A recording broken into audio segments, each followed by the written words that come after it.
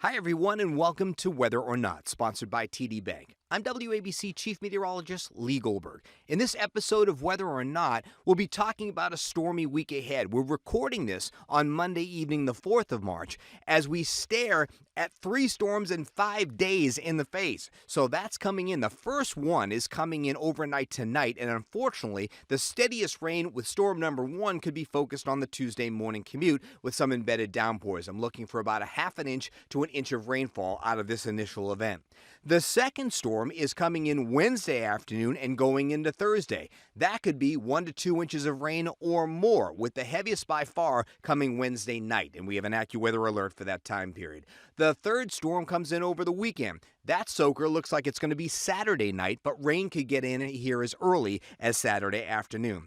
For the month so far, with the storm we've had this past Saturday, we have 1.25 inches of rainfall. We could put down 2.5 inches to 5 inches of rainfall between now and the upcoming weekend. So we could add a month's worth of additional rainfall to the already 1.25 inches we have for the month. So very wet situation coming up. That means we have to watch out for some flash flooding. And that could also, of course, be very disruptive to travel. And then, of course, we have to be watching our rivers and streams as they may rise in this case with all of the recent rainfall.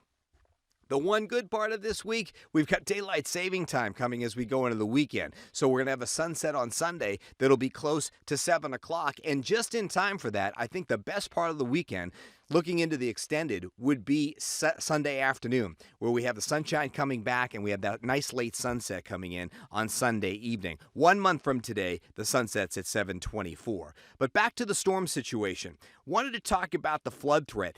The Weather Prediction Center has already come out with a marginal to slight chance of flash flooding across the area. The higher chances would be over parts of Long Island and Connecticut, but we are concerned about some flash flooding. If we were to get 3 inches or more over the Passaic River Basin, we could get some stream and river flooding. I think we're getting a little less than that, but it's not out of the question. I do have a forecast of 1 to 2.5 inches of rain throughout that storm. The current storm that we're dealing with now, that one's coming up from the Carolinas tonight, and we'll have some steadier rain developing after midnight. But again, the steadiest rain is likely to be during the morning commute. The thing with these upcoming storms is you can trace the source region of their moisture all the way down to the Bahamas. So there's rich tropical moisture infused into these storms. So when I look at potential rainfall amounts from these storms, they certainly could exceed what our modeling is suggesting. So we are concerned about copious amounts of rainfall. As we go into the morning hours on Tuesday, allow for some extra time. There'll be wet roads, there'll be some big puddles around, some low visibility, rain and fog. That will go through the morning commute.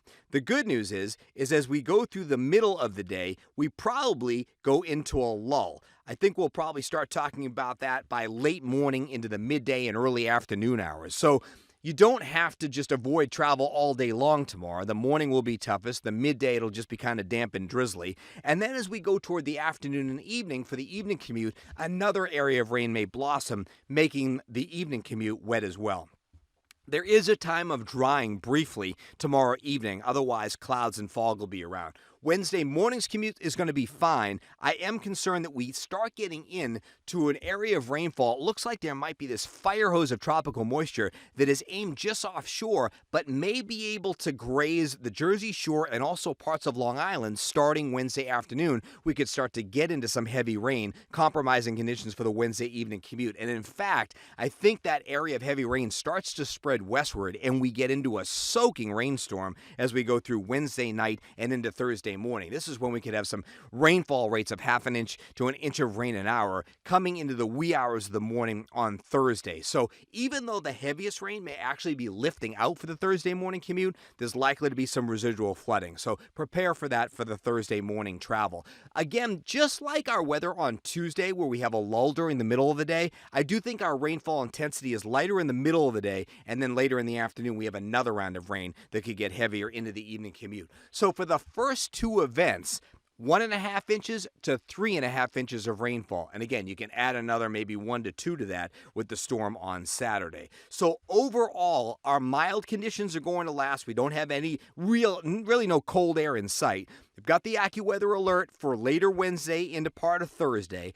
there will be a diamond in the rough, and that's Friday. We're drying out. We should see the sunshine come back for a while. It's actually a really nice finish to the work week with highs in the low 50s, and then we go back into a rain situation by Saturday afternoon. I don't have an AccuWeather alert listed yet for Saturday night. I just want to get the details as we get closer, but it looks like we'll have an AccuWeather alert Saturday night, and don't forget we spring forward and turn those clocks ahead as we go to the daylight saving time, and that will happen as we go into the day on Sunday.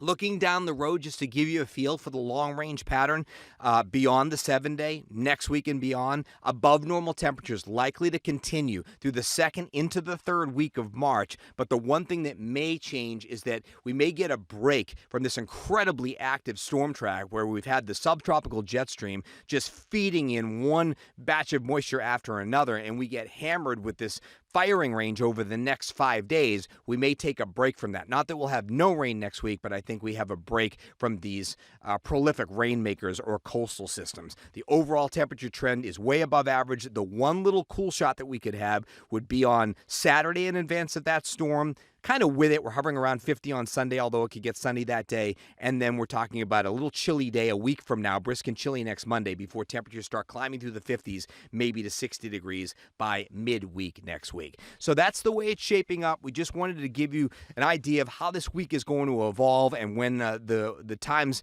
to be off the roads are. And when we highlight that again, you're talking about tough travel on Tuesday morning, awful travel later Wednesday and Wednesday night and into early Thursday, and then another rough time period for your Saturday night plans if you're making those plans now. So that's the way it's shaping up. Looking forward with whether or not this week I'm going to have supplemental storm updates if any timing or amounts begin to change, so you can continue looking for fresh podcasts on that. And a little fun sandwiched in between all this, we're actually going to be recording a whether or not on the making of maple syrup, because at this point, in this time of year, when the temperatures climb above 40 degrees for a significant amount of time and you still have some chilly nights in the suburbs, the sap starts flowing out of the trees and it's time to make some maple syrup. So we're going to record that tomorrow and we'll give you something sweet in between all these storms. That's the way it's shaping up. Thanks once again for always coming to Whether or Not for your weather information. We will see you next time, rain, especially rain, or shine.